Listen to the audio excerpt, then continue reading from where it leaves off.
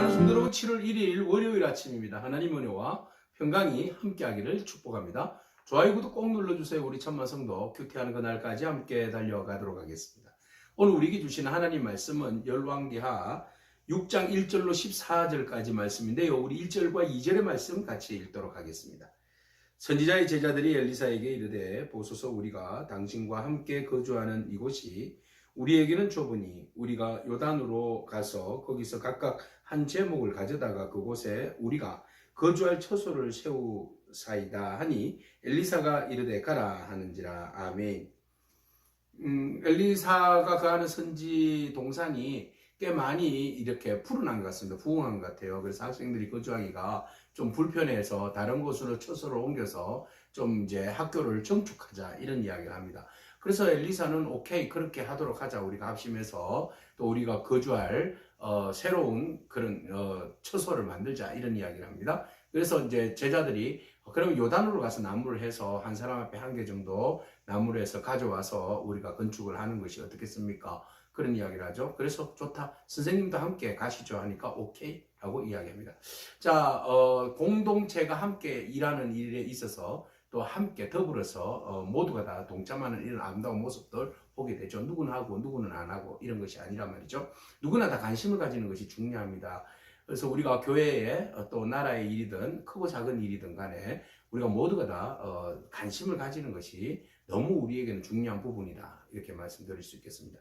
자, 그렇게 해서 저마다 맡은 일에 대하여서 최선을 다하여서 열심히 나무를 벌목을 합니다. 나무를 하고 있었는데 어느 한 선지생도가 나무를 하다가 그만 도끼를 물에 빠뜨리고 맙니다. 자, 그래서 굉장히 낙심하게 되죠. 아, 큰일 났다, 큰일 났다. 네, 이런 이야기를 하죠. 그래서 쇠도끼가 나무를 벨 때에 떨어져서 물에 빠졌어요. 그래서 어쩌란 말이냐. 내 주여, 빌려온 것입니다. 이거 큰일 났어요. 이렇게 이야기합니다. 도끼를 빌려온 거라는 거죠. 자기 형편이 되지 않으니까 맨날 벌목만 하며 사는 사람은 아니잖아요. 그래서 필요에 따라서 도끼를 빌려왔는데, 그 도끼를 빌려온다는 것은 도끼 자체가 고가의 물건이기 때문에 이것을 잘 쓰고 잘 돌려주는 것이 의무와 책임이죠. 만약에 이것을 돌려주지 못하면 경제적 부담이 엄청 크게 벌어지게 되는 거죠. 이거 물려줘야 되잖아요. 손해배상 청구하면 어떡하겠어요? 이 물건에 대해서 갚아줘야 되는 거 아니겠습니까? 또 이것을 돌려주지 않는다 이러면 또 사회적으로 어떤 공동체 안에서 또 문제가 야기될 수 있죠. 그 공동체 전체가 욕먹을 수 있잖아요. 그죠? 경제적 문제나 사회적 문제나 어떤 윤리적인 문제, 이런 문제까지 엮이면 괜히 좋은 일을 하려고 하다가 선지생도가 하나님의 영광을 위해서 주의 이름을 높이기 위해서 지금 모여서 연구하기 위하여 또 함께 예배하고 신령한 어떤 인격을 쌓기 위해서 만드는 학교 아니겠습니까? 그 학교를 만드는 데 있어서 학교를 만들다가 이런 이제 좀 이렇게 일상에 일어나는 불의의 사고, 이런 일도 인하여서 그 빌려준 사람에게 덕이 되지 않는다면, 그 사람에게 오히려 욕이 된다면 이걸 학교 정축해봤자 무슨 의미가 있겠습니까? 아무런 의미가 없는 거죠. 그래서 여러모로 큰일 난 겁니다. 이 도끼가 별거 아닌 것 같지만 사실은 이 도끼가 가지고 있는, 함축되어 있는 의미는 굉장히 크죠. 네, 모두에게 영향력을 끼칠 수 있는. 그래서 결국 못 도와주고 그 문제를 해결하지 못하면 이 선지생도도 어떤 도끼에 대한 빛 이런 것 때문에 또 실족할 수 있어요. 그죠? 자, 이렇게 저렇게 여러 가지 문제가 된 겁니다. 그래서 어떤 이가 바로 엘리사에게 이야기하자 엘리사가 그곳에 가서 어디에 빠뜨려졌느냐라고 묻습니다. 바로 저곳에 빠졌습니다. 사람이 깊어서 들어가지는 못하는 그런 어느 정도의 그런 이제 강인 것 같아요. 그래서 엘리사가 나무 가지를 하나를 꺾어다가 가지를 베어서 물에다가 던졌어요. 그러니까 도끼가 떠오릅니다. 마치 우리가 금도끼, 은도끼 같은 이야기. 도저히 상식적으로는 이해되지 않는 일들이 지금 벌어진 거예요. 그죠? 자, 엘리사의 그 사역에는 참 재미있는 이런 일들이, 기적이 많이 일어나잖아요. 도끼가 떠오른다든지, 그 다음에 공동체 안에서 어떤 일이 일어났습니까? 20개의 보리떡 갖고, 그죠? 100명을 마음껏 실컷 먹이는 사건이라든지, 또 사르밧도 아니죠. 수넴 여인에게 있어서 기름의 병이 끊임없이 기름잔이 채워지는 일이라든지, 뭐 이런 이야기들이 굉장히 많지 않습니까? 그죠? 또 소태, 국에 들어있는 독을 변화시키는 이야기. 이거는 뭐 사람의 능력으로는 도저히 할 수 없는 일들이죠. 또 이것이 무엇과 연관되어 있어요? 일상생활에서.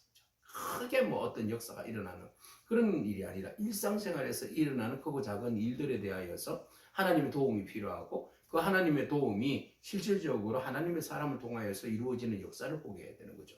하나님의 기적은 큰 기적, 홍해를 가르고 막 바위를 터뜨려서 물이 솟아나고 뭐 이런 기적만이 하나님의 기적은 아니라는 거죠. 하나님의 기적의 영역은 이런 사소한 일들까지도 디테일하게 하나님께서 관심을 가져주시고 또 그곳에서 역사해 주시고 우리를 위로해 주시고 축복하시는 분이시라는 겁니다.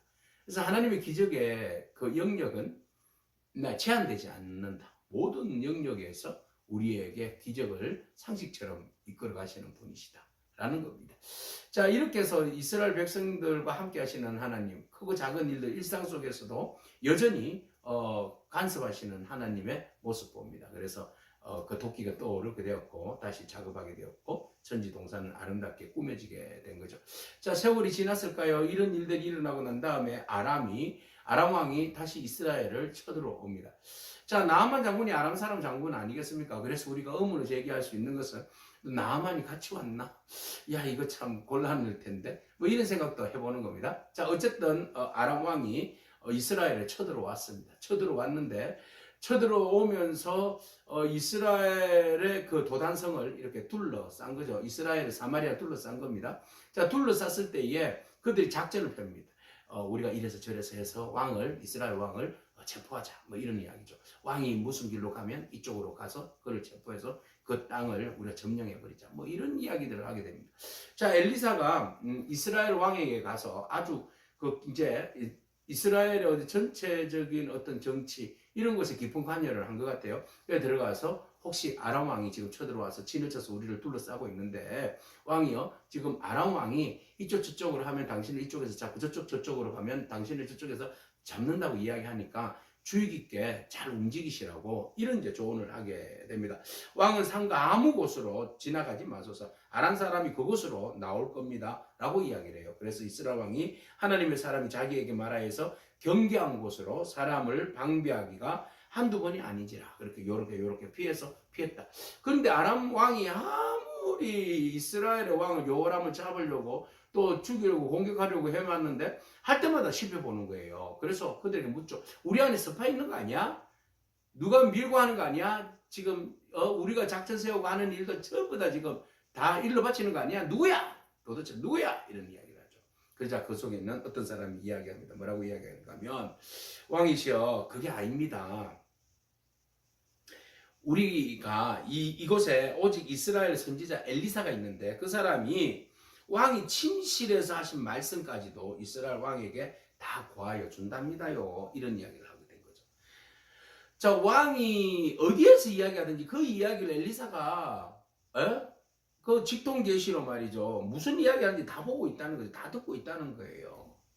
그리고 그것을 이스라엘 왕에게 이야기하니 우리가 누스라는 것이 아니라 그 이스라엘의 선지자가 신통방통한 능력을 가지고 말이죠. 그 왕에게 다 이야기하기 때문에 절대 우리 그 왕 잡지 못합니다. 그랬어요. 그래? 그러면 왕을 잡지 못하면 그 엘리사라도 잡아야지. 엘리사 어디 있어? 내 도단성이에요. 당장 가서 잡아와? 이렇게 된 겁니다. 어떻게 됐을까요? 그 이야기는 내일 이야기하시기로 하고. 자, 어쨌든 하나님은 오늘 본문 말씀을 통하여서 우리에게 크고 작은 모든 일들 가운데 간섭하시고 함께 하시는 분이시다. 라는 거죠. 아니, 크신 하나님이 어떻게 사람들의 그 일일이 일들에 다 간섭하시냐고 큰일만 하시지. 아니요. 하나님은 언제나 우리와 동행하시는 분이에요. 그러므로 우리가 살다가 크고 작은 일들을 만나잖아요. 그 일들을 만났을 때 우리가 당할 필요가 없는 거죠. 우리 일상을 통하여서 돌보시고 함께 하시는 하나님이 바로 우리 하나님이시기 때문에 그렇습니다.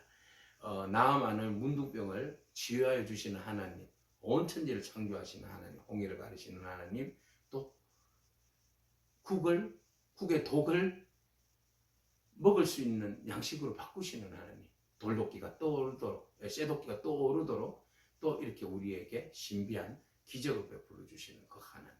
그 하나님이 오늘 우리의 일상 가운데도 함께하여 주실 줄로 믿습니다. 그 하나님 바라보면서 어려워도 힘들어도 낙심하지 말고 디테일하게 우리의 기도를 들어주시는 하나님 앞에 간구하고 기도하고 또 응답을 구하고 찾고 두드리고 또 주님의 은혜를 잊고 그렇게 일상 속에서 하나님과 동행하는 그런 저와 여러분이기를 축복합니다. 아멘. 기도하겠습니다. 주님 감사합니다. 언제나 우리에게 함께 하시고 우리의 갈 길을 인도하시며 우리의 일상 속에서 돌보시고 지켜주시는 하나님을 찬미합니다. 하나님, 언제나 하나님께서 이런 작은 일에 관심을 가질 수 있을까? 라고 아예 그냥 체념하는 우리들의 모습도 바라봅니다. 그러나 하나님은 무슨 일이든 무슨 작은 일이든 하나님 앞에 문제를 가지고 오라 하시고 또 그 문제 앞에서 하나님 친히 하나님의 사람을 통하여서 그 모든 일들을 해결해 주시고 능력 가운데 우리로 하여금 평강을 누리게 하여 주실 줄로 믿습니다. 모든 것에 우리의 주인 되신 하나님, 우리의 모든 것을 다 알고 계시는 주님께 우리가 이 아침도 함께 기도할 때에 하나님 좋은 것으로 응답하여 주옵소서. 예수님의 귀하신 이름으로 기도합니다. 아멘. 오늘도 믿음으로 승리하길 축복합니다. 아멘.